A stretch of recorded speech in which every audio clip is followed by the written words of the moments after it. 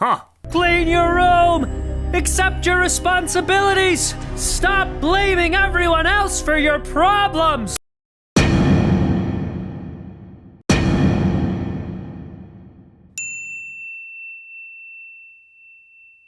About it.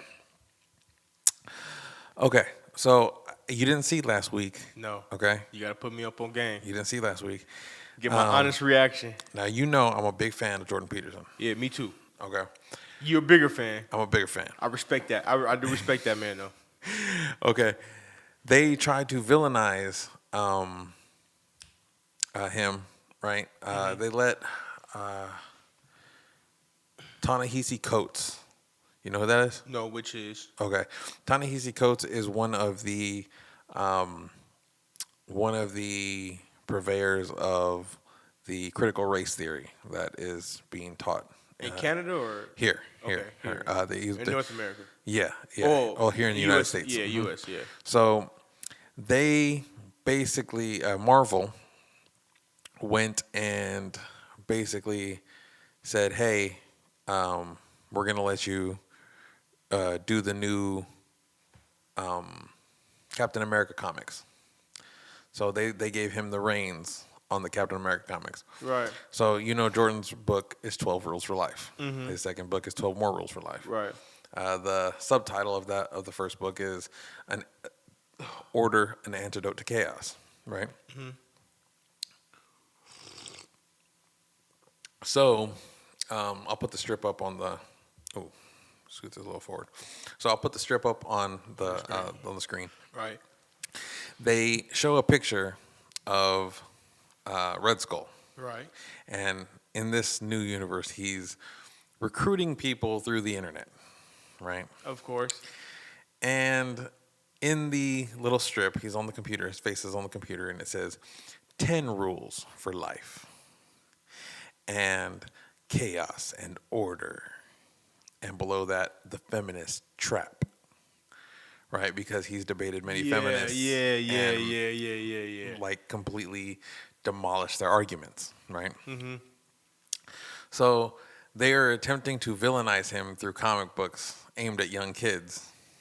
And like the fact that they need to create a villain whose one of his biggest messages is clean your room. Right. And brush your teeth in the morning, clean your room, wash your face. get your life together. Yeah. If it wasn't Captain America, all caught up in my trap. What kind of sick plot are you hatching? I'm going to tell kids to clean their rooms and make 5-year plans. Just like Hitler! I've already brainwashed my first subject. I've cleaned my room and repaired my relationship with my father. No! You're actually... Put your own house in order before you criticize the world. The building blocks to a successful life.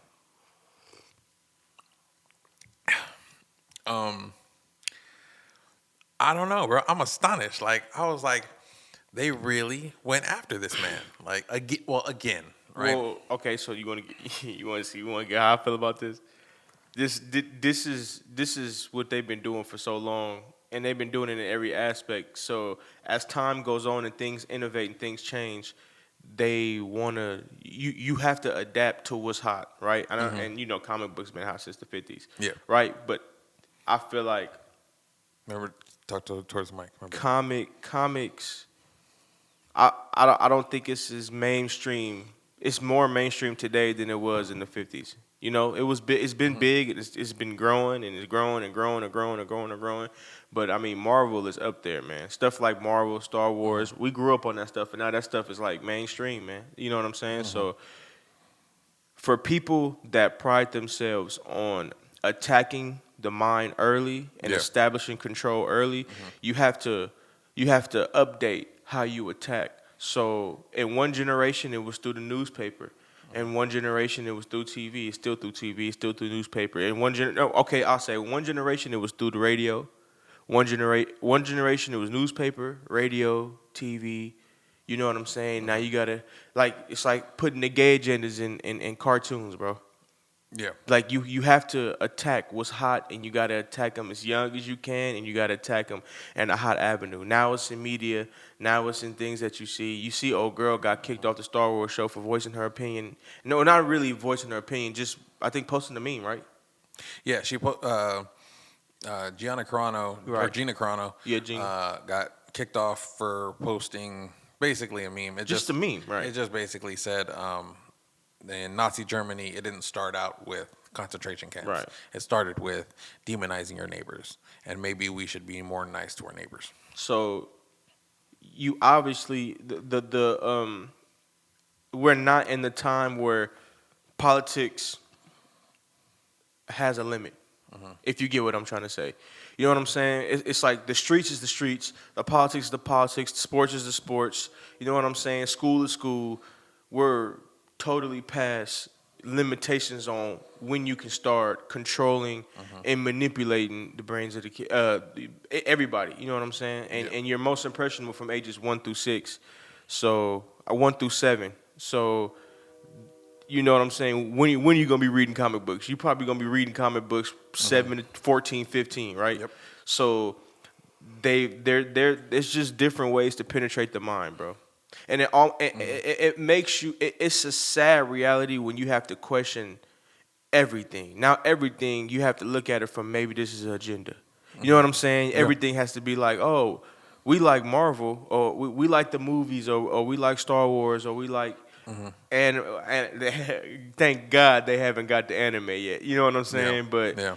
everything is... Well, here's the thing: is they kind of did get into anime, and it's kind of old, Right. Because here's the thing: is the anime culture is accepting of everybody, right? Yeah. Yet they'll still For now. What?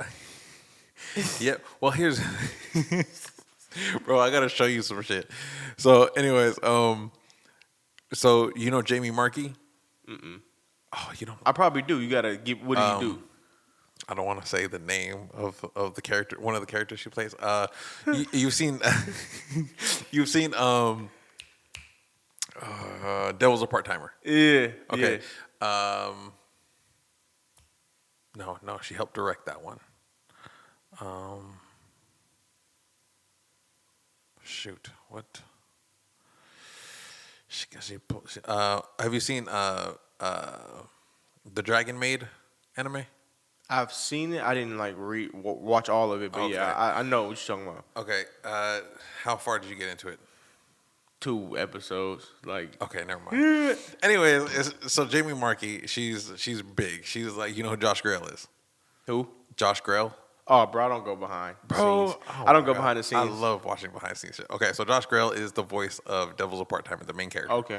Okay, he plays a lot of the characters that I really like. Yeah, Okay. yeah. Yeah, he has You'll, that you'll- voice. yeah, you'll know the voice when you hear it. Yeah. So, anyways, Jamie Markey, she works with him a lot, right? She's big into directing and all that. Right. So she will kind of tweak the English dubs from the original Japanese a little bit to involve like social justice narratives. So, I mean, it is in the what's it called? Like she'll talk about the patriarchy or something like that. So it is in the anime culture a little bit, but the anime culture, as far as now, is still accepting of everybody. Yeah. Even conservatives, like nobody really, because anime is still not political. Yeah. Right. For now. For the most part, it's Yeah. still not political. It's not as big So- yet, but it's getting big. So everyone can still enjoy it. Right. Right. And not be bludgeoned with one message or the other. Right. And so, lost my train of thought. So, And tying it all back to... yeah. So no one really cares. No one really cares right now in the anime community. Yeah. So, and I'm praying to God they don't make it to the anime community, please, God. Right. But yeah, that if you want to target a culture like that, you're right. My point was, you're right. Right. That's my Right, point. right. We're like, we just went a whole loop around. Yeah. But my point is, you're right. The culture, right? Our Right. culture is upstream from politics. So we have the culture at the top, And whatever kind of goes on in the culture kind of drifts down into the political sphere, because the political sphere, they kind of, the politicians kind of watch, and wherever they see the wind blows, that's where they go. That's where they'll be flying. So whoever is the loudest, that's who they follow. Right. And there's no shortage of enemies. There's no shortages of the ones being oppressed and the oppressor, the protagonist and the antagonist. So whether, and some of us feel, and some of us have the attitude, well, hell, it's life. It's probably a lot worse for somebody else somewhere else. Mm-hmm. I'll just suck up whatever's. Pause. I'll just soak in whatever's going on, and I'll prevail. You know what I'm saying? Yep. But there's a lot of people that was, it's pretty deeply settled in the minds of people to just kind of whine and cry about everything. So I feel like it's more antagonists and protagonists in this generation than it ever has been ever in the history of America. Because not everybody feels like they have an enemy, or everybody feels like there's a problem. And when you have that, it's easy to come in and, like we was talking about last episode, pull a conquer and divide move. Look, everything that is that's worth talking about today it's a battle. Mask or no mask, vaccine or no vaccine, Trump or Biden, red or blue, Crip or blood. You know what I'm saying? You know what I'm saying? Black and white, black and Hispanic and white, black and Hispanic, Asian and black. You know what I'm saying? Everybody is an enemy. Everybody's a problem. So you got to get in early, and you gotta build that. You have to you gotta framework that early, right? Because if your kid falls down and they scrape their knee, you tell them, get up. It's gonna happen. Just make sure you get better and it doesn't happen again. You know what I'm saying? It's part of life. That kid will take that mentality and grow with that. But instead of saying get up, now we're saying, oh, it's probably the manufacturer's fault for making a faulty bike. You know what I'm saying? Now it's everybody is. You have to, basically what I'm trying to say is you start early with that mindset. That mindset carries over to adulthood. It's easier to, and that's another factor of gaining the minds of the majority. They infected the culture so that the children will grow up and want a nanny state. Right? You're right. A government that takes care of all your needs at the expense of your freedoms. Right. And they get them used to that idea, right? They'll have socialism is good. Socialism is good. Messaging through the children's television shows and through the schools and whatnot. And like I originally thought, like when I was in high school, I was like, oh man, like socialism sounds pretty dope. Like, everyone gets taken care of. No one's in need for anything. Everyone's equal, but they don't tell you everyone's just equally starving. Like, it's not everyone's equally prosperous. You can't make everyone equally prosperous. The fucking lesser of the two evils mindset. I guess, but the it's bad across the board. They can't make everything equally prosperous, so they'll make everything equally desolate. Right. And they don't say that part. They just say everyone will be equal. Right. And leave that last part out because that last part is very unattractive. Right. But that's also why they're clamoring to burn it all down, right? The systems need to be, what systems? Which systems? What specifically about the system is oppressing you, right? And nobody wants to go there. Nobody wants to get into specifics. It's just burn it all down. It's easy to burn things down. It's very hard to build things. Well, they got them another little situation in Minnesota that helped them prolong the fights and the battles. Bro, like, did you see the video? No, I didn't see the video. I just seen what happened. Oh, you just heard about it? I seen posts shot. and like people saying, "How can the white cop mistake the gun for the all that jazz?" But I try my best not to. For the purposes of what we do, I need to start just jumping head first in this stuff. But I try my best to shield my mind, so when we do have these conversations, you won't have a pre. You know what I'm saying? Well, I know it's because it's good to have a developed thought, right? Yeah. To see something and have a developed Yeah. thought. So I try to do that. I try to like listen to as much Yeah. information as possible and try to construct my thoughts. There was a new video that came out, right? And it was from the body cam footage of the officer. Right. So you see them like arresting him because there was an outstanding warrant for his arrest, and they were arresting him, and they're like, "No!" You hear, "No, stop, stop!" And you see the cam shake a little bit, but the dude pulls away and jumps into his car, and is like trying to like take off. And she goes, "Stop, stop!" And she goes, "Taser, taser, taser, taser." She pulls out, and she thinks, and I could tell how I knew she thought it was her taser, is she tried to press it up against him so that, you know, you tase somebody. And it was just one pull, because you know how you hold it, right? She didn't bum, bum, bum, bum, bum. It was one pull, so because she thought it was a taser, Right. so one bullet went off. And she, boom, and she goes, "Oh, shit." And she pulled, and the dude took off, and she goes, "Oh, I just shot him." So a mistake was made. It wasn't racism. Right. It had nothing to do with racism. It had to do with a mistake. Now, the other hand, Pressure situation, man. if you, well, yeah, I think more training would probably solve that problem. Oh, for sure. But- I feel like there's a lot of things that help those situations, but yeah. So two things can be true at once. One, you should not resist arrest, jump into your car and try to take off. Two, you should probably not be a cop if you can't tell your gun from your taser. Those two things can be true at once. And We can find a lesson in both these actions. yeah, and it wants and they want it to be one way or the other. Right. Duality. And they don't even want to acknowledge that it was just a mistake, but Yeah. it had to be A racism. racist cop. It had to be. But hold on.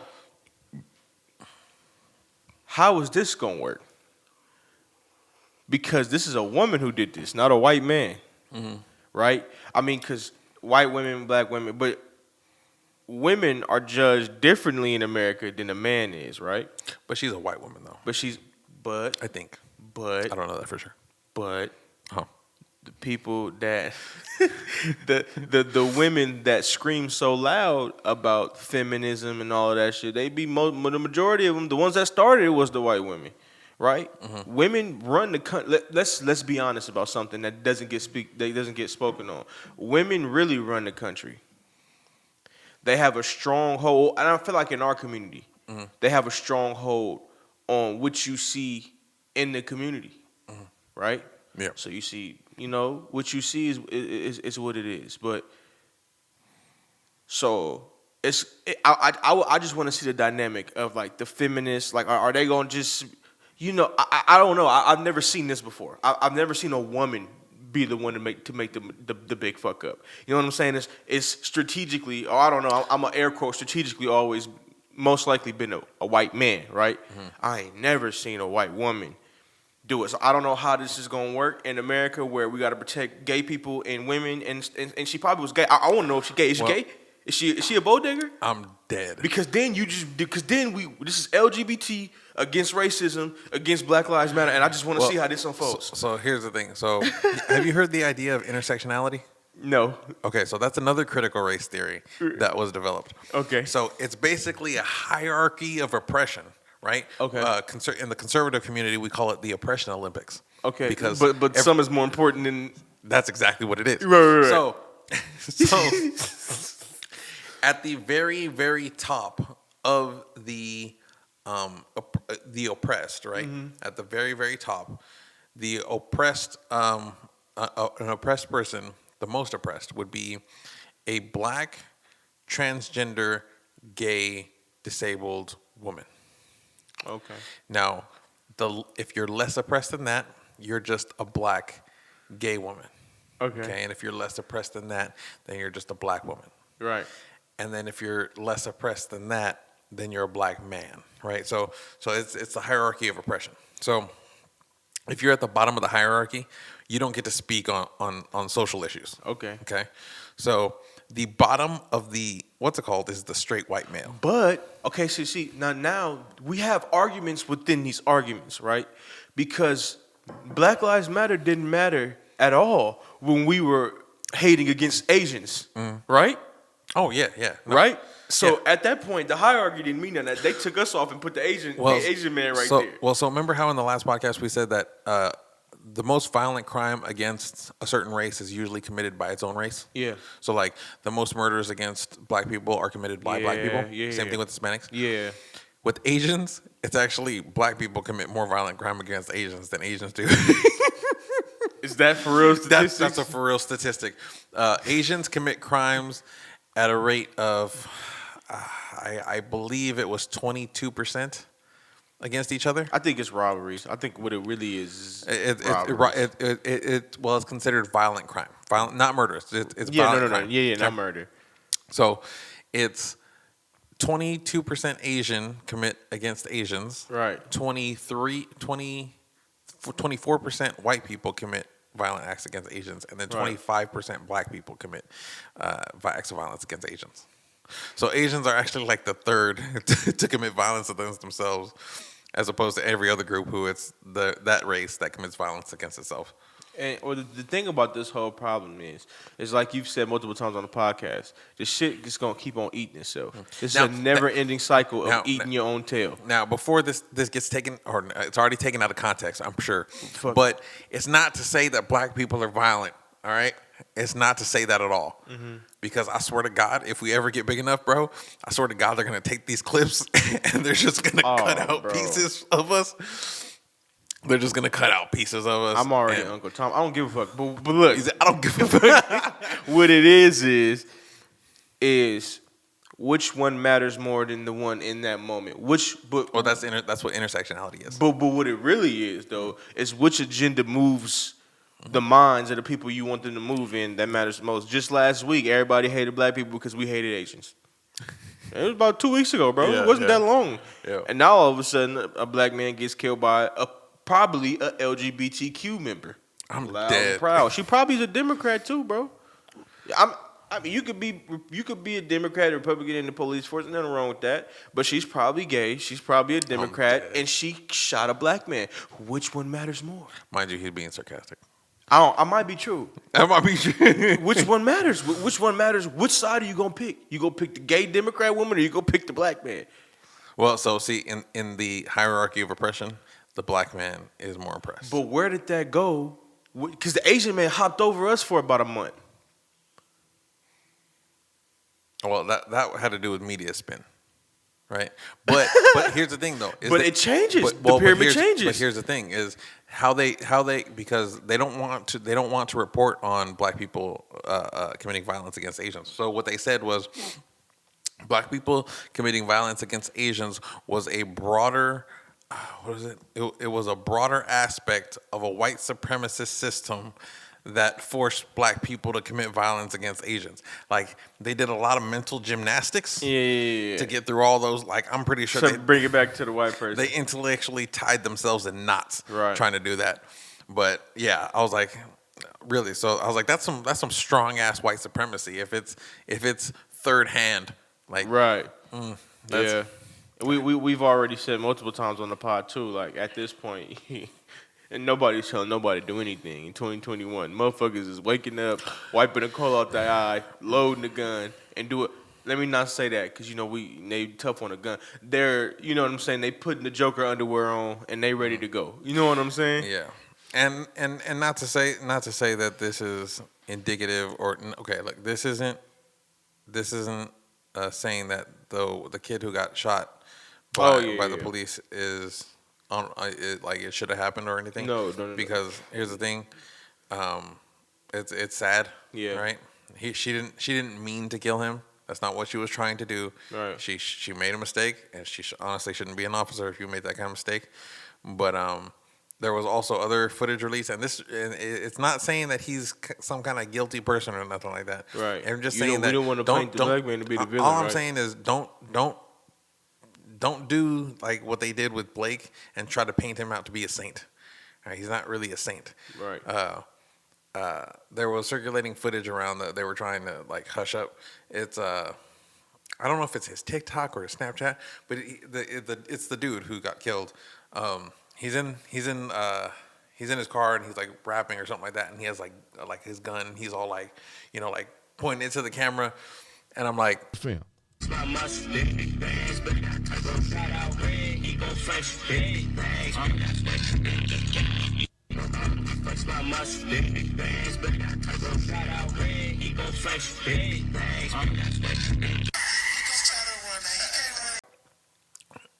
like if you have a warrant out for your arrest, you should probably not be posting on social media that you have a firearm, because if you have a warrant out for arrest, that firearm is probably illegal. Rest in peace to the good brother, but when the bug come, it's nasty. He said, But yeah, bro. Like, and that's not to say she should have been killed. That's yeah, not to say that. no. Yeah. We definitely not saying anybody should be harmed in any way. But when you play with fire, you will get burnt.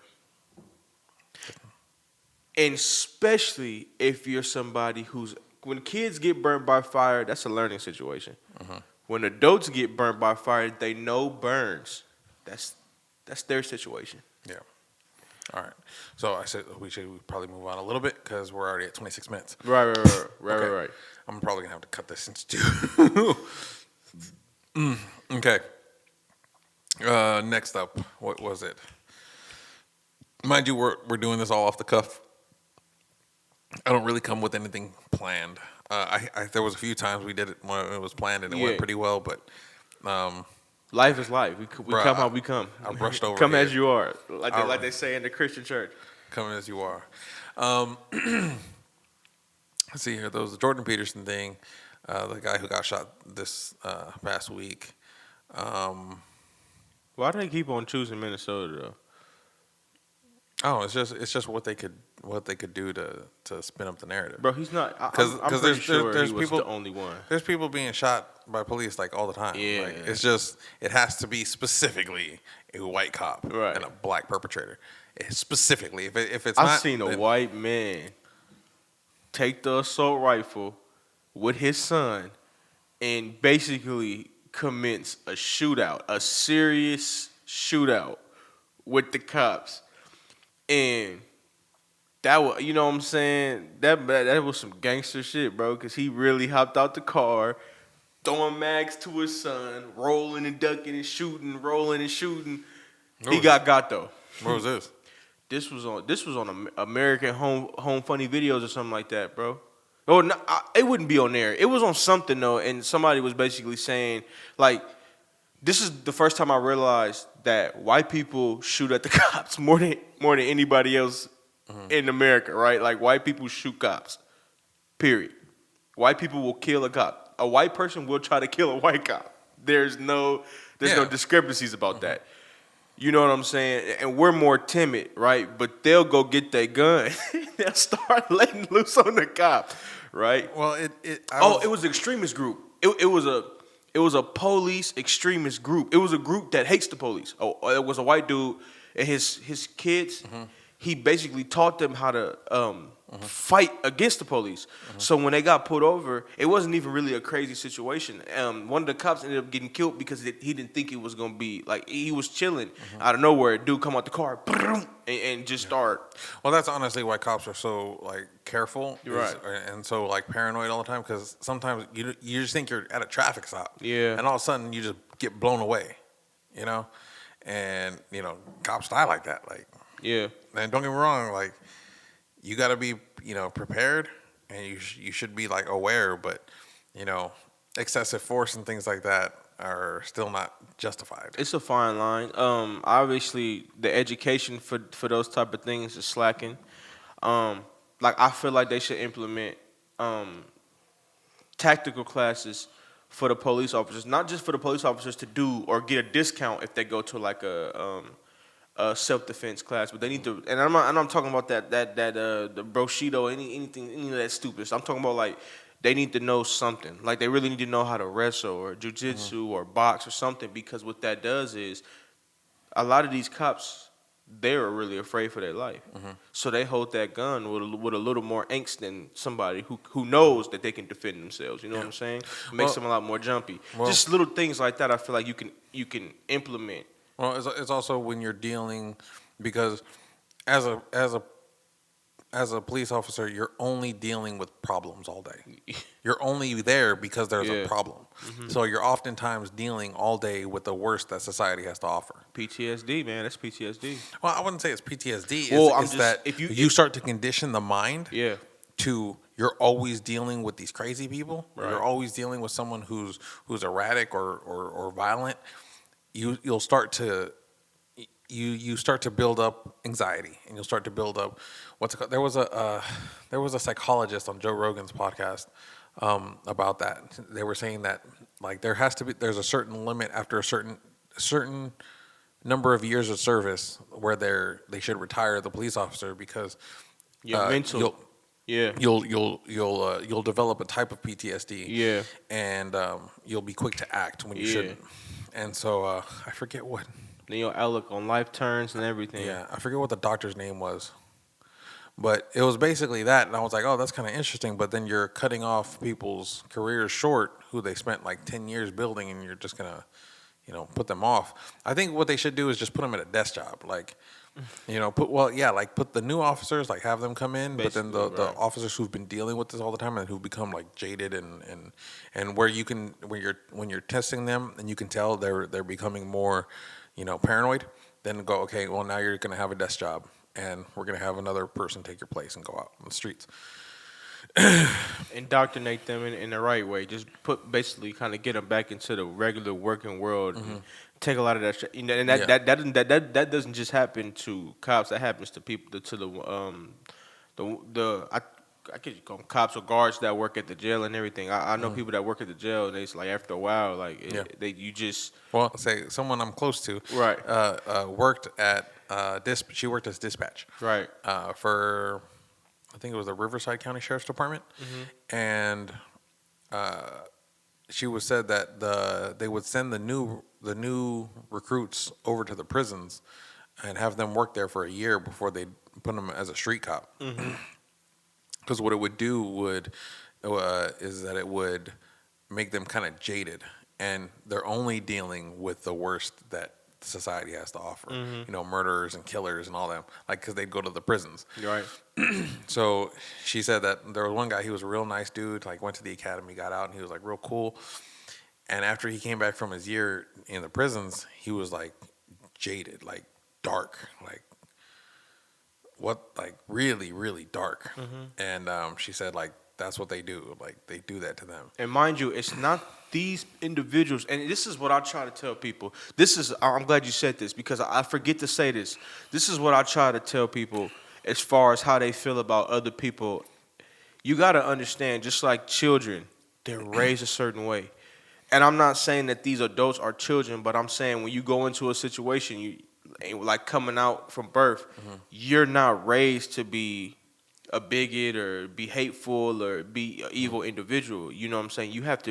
That has to be implanted. So you got to understand that there's people that also profit off of making sure that their police officers are trained this way and react this way, because that's in their books. That's in their training courses. So you got to ask yourself this. And I'm not saying this is not every cop. Not every cop sees it like this, and not everybody in those type of situations let that affect them. But you got to understand, and you got to see that there's also nothing in these programs that's really helping smooth that over. You know what I'm saying? What I'm basically saying is they're keeping it like that. And you got to ask yourself, is it profitable?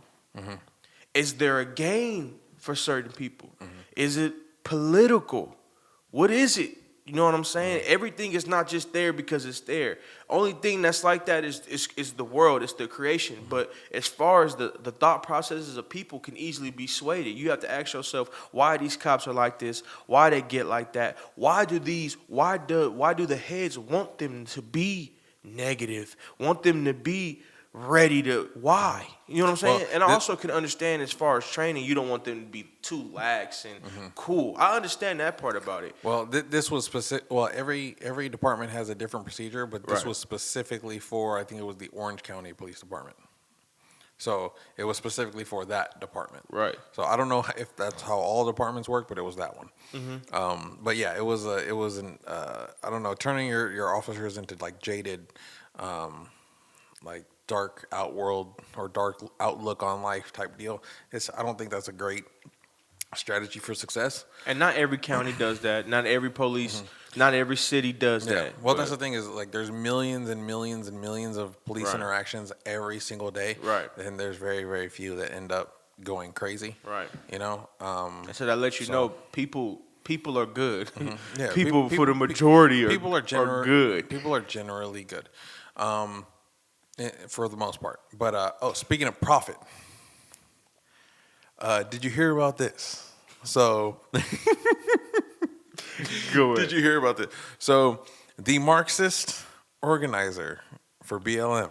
The black lady? Yes. The gay black lady? Yes. Yeah. Bought herself Like three five, houses. like I think it was 5 houses last time I checked. Right. Or it was 3 houses in the amount of $5 million. Yeah, like $1 million houses or something like that, or $250,000 houses, Yeah. So she bought a house. or $500,000 So houses. now, my bad. now, mind you, I don't hold any harsh feelings towards people making money. Right. Okay.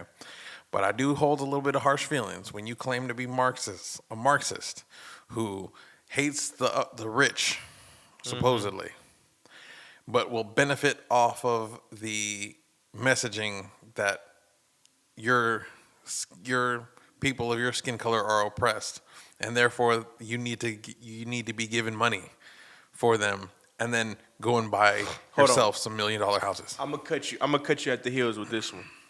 One, isn't BLM a nonprofit organization? Well, how a lot of nonprofits work is they're not salaries per se, Right. but a lot of the I forget how much they raised. They raised like $90 million last year. Where did all that money go? Like, are they putting people through college? Are they putting black people through college? Are they investing into the Now communities? let me also knock you off I just knocked your feet off. Let me knock your knees off right quick. I'm dead. $5 million. Well, $5 million in a low income area, you can definitely provide housing.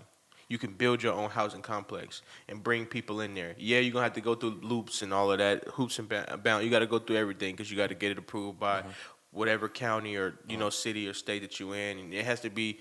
But if the name is BLM, right, and the majority of these states pretty much work in the favor of these groups, right? Because they don't want to look like that. Nobody wants to be the state that's going against the winner. You know what I'm saying? The fake underdog, right? Yeah. So it would be. It's pretty easy especially when you're in that group, you're green lighted, right? You can do anything on and when you're in that light with them people, you're green light. You can do whatever you want to do. So you spent $5 million on houses for yourself, but you couldn't spend $1 million on a housing complex in a low income area to help combat what you say is going on in these streets that you say need. So here's the other thing. Where she bought her houses is important. Are you familiar with Topanga Canyon in California? Bro, isn't that like damn near Sherman Oaks type situation? That's like the rich part of Hollywood, like fancy fucking mansions. Like you need a gate code to get into the community. I know, bro. Okay, so she bought her one of her houses, one of her multiple houses, in Topanga Canyon for I think it was like 1.4 million. And this is by her own thing. Her own thing is how poor black people are and how you need to be with the black people and help them out of Stick poverty. with them, help them out. Right. She moved into a neighborhood that was like 98% white, and I think it was like 1.2% black or something like that. Like it was a very low percentage of black people that live in Topanga Canyon in that community. It's a low percentage of people other than it ain't just black. It's not even that many Asians in that community, bro. Yeah, it was like 90 something or 80 something percent white. Right. Like if you're gonna preach a message, at least try to be consistent with your actions. Like if you're gonna preach that there's all these downtrodden poor communities, like you're gonna go invest in an already rich community and buy a home out there. But Like, hold on, in California, we have our black Hollywood. I mean, we have our black rich part. It's Baldwin Hills. Oh, okay, I don't know that. So if you were to go buy a property, why wouldn't you go put that money in circulation with the people that are black and have money? Neighborhood might not be as good as it was, but it's still not. It's not bad. So I'm not big mad or nothing like that. All I'm saying is be consistent. Like you don't get consistency with these people. you making a whole lot of money in a very capitalistic way for being anti-capitalist. Come on, bro. In preaching pro-black but moving into white neighborhoods type deal. I don't know. Hey, what they say, man. Well, that ain't what they say. It's what I say, bro. These people are pro-white with a pro-black face paint on. Yeah, I mean, it's sick, bro. This is conditioning. This is, and then everybody who was for it, you don't even see them say a word. I would say, and not to get too too controversial, Right? But the house slaves that are supposed to keep all the other slaves in check, I would say are the heads of these organizations. Yeah. Those are the house slaves. They help the grand masters keep everyone else in check and keep preaching that message The of musicians, you're oppressed. the leaders. Bro, the meme that freaking the Daily Wire shared, she was like, America's so oppressive, and they're like holding themselves and it looks like they're drowning. Right. But then it shows underneath and they're just sitting down in the water. And then it took that picture and put it in a pool in the back of a mansion. Like and it was like, America's so oppressive. Everybody has an enemy, bro. All I'm gonna say though is if you're oppressed and you can buy 5 houses, 5 mansions, I mean, I need a little bit of that oppression, man. If Give I me had some oppression. If I had $1 million, bro, I probably wouldn't even get me a house that was over $200,000. I mean, you do for what you do for yourself. Look out for yourself, right? But I would as quick as I could get it approved and everything like that. Which I follow some people on my social media that do, and I talk to him. He an NFL player. His name is Brandon Copeland. He just got something approved to where he's going to be doing houses in New Jersey and everything like that, right? And this is an NFL player who he has money, but he's not a high stakes NFL player. He doesn't have the money to spend $5 million on houses, but he's spending a good majority of his earnings with other black individuals to build housing communities in a low income area where we are at. So that shows you 2 different spectrums. You know what I'm saying? That shows you you get to see the people behind these masks. You get to see if it's a mask or if it's the face, right? And if they got big money, they big ballers, and they all in your face. If they in your face, that's usually the mask. And if they behind the scenes, somebody like Brandon Copeland, who you're not really gonna know, he's not like a Jerry Rice. Yeah. He's not like a Tom Brady, but he's behind the scenes, right? We see all the players that lose $1 million earrings on the field. We see that all day, but you didn't know. You didn't know. You know what I'm saying? A lot of people don't know about Brandon Copeland, about what he's trying to do and help out New Jersey. You know what I'm saying? Yeah, So I feel. it's I don't know, bro. It has nothing to do with your skin. It has everything to do with your heart, bro. It has everything to do with your heart, bro. It has nothing to do with your skin. It has everything to do with your heart, bro. Absolutely. I feel like the things that I've went through makes me feel like, and this is, I guess, a way of blaming, but I don't use it as blame. I use it as fuel. I feel like I was left to just perish, right?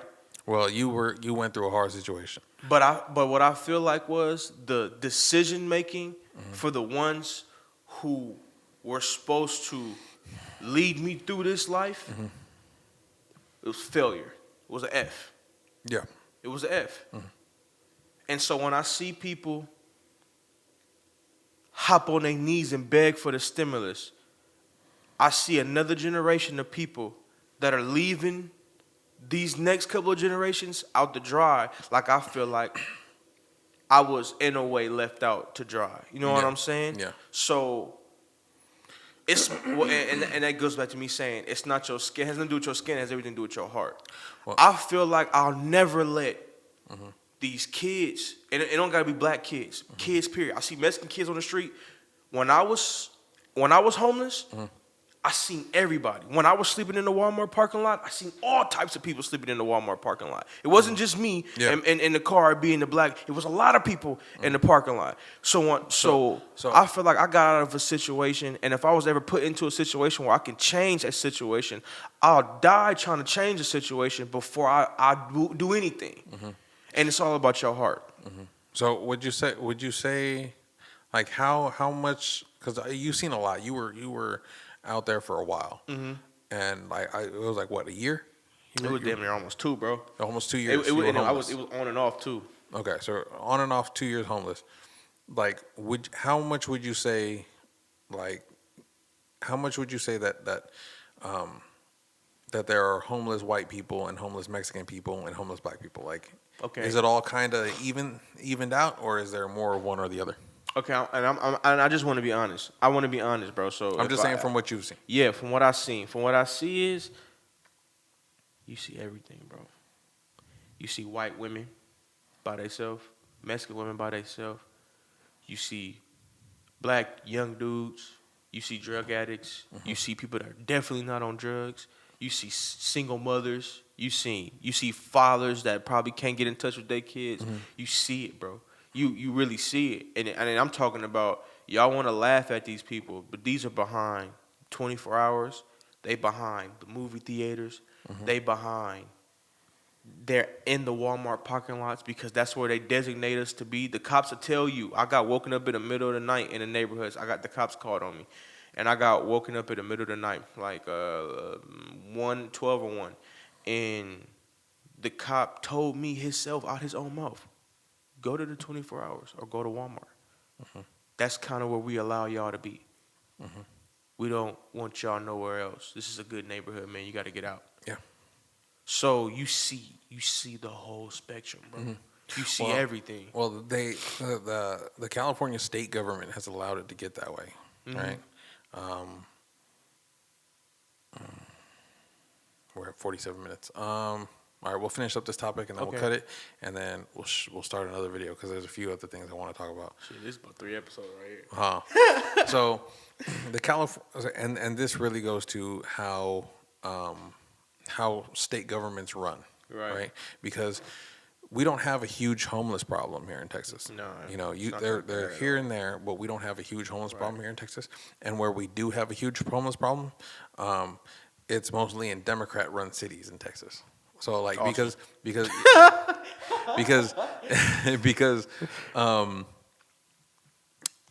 because red states generally pursue more economic opportunity, right? They make it very lax on corporations and things like that, which will drive corporations to come here. Right. And that will create more jobs for everyone else. Everybody damn near out here now. Which helps everyone, which help people get out of. Yeah. I mean, you went from being homeless to now you have a beautiful apartment. Right. Like, honestly, I was a little jealous, bro. I was a little jealous when I first saw it. I was like, a little jealous. Okay, anyways, aside from that, you went from living out of your car for almost 2 years. You came out here. You have an apartment. And it's a nice apartment. It's not even like a shabby, like in LA apartment. It's a nice, nice side of, I want to say. This is the like best part of Fort Worth. Like a damn near. As far as not South Lake. Compared to California, I'm like it's the nice part of like Corona. Like, have you seen the nice part of Corona? This would be considered like Chino. The nice part Corona, of because there's some bad it's a hood. It's funky everywhere out there. Yeah. So, like, or Ontario or Rancho Cucamonga. That's when I see this. Oh, Rancho Cucamonga. When I see this, I think. Now. Oh, it's funky now. It's a little funky. Everywhere's a little funky. A nice place in Riverside. Okay, a nice place in Riverside. Yeah. But cool because Rancho Cucamonga I've seen is like over off Foothill. Mm-hmm. Is that like? No, but yeah, I know what you're talking about. Yeah. You're talking about those nice apartments in Rancho. Not the San Bernardino side. Yeah, the other side. yeah. A little bit up close to like Upland. Yeah. On the other So side. those are the kind of apartments I would see that's like here. Yeah. Like, because this is nice. Like, this is nice, bro. Like, Right. this, like And just then- the podcasting area is nice. And then going back to what I say, it's not your skin, it's your heart. I'm leaving my apartment and I'm downsizing.